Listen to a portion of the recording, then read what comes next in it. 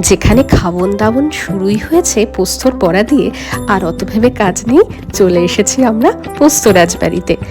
Unlimited খাওয়া দাওয়া, 799-এ 14 রকমের আইটেম রয়েছে।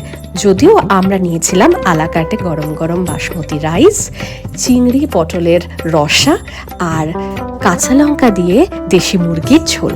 খাওয়া দাওয়া অসাধারণ। আর এবার অ্যাম্বিয়েন্সটা দেখুন, মায়ের দর্শন করতে করতে চারদিকটা অপূর্ব লাগবে। একেবারে এক কথায় বলতে গেলে রাজবাড়ি ভাইবস। আর এদিকে রয়েছে 14টা আইটেম নিয়ে বাফেটের বিপুল আয়োজন।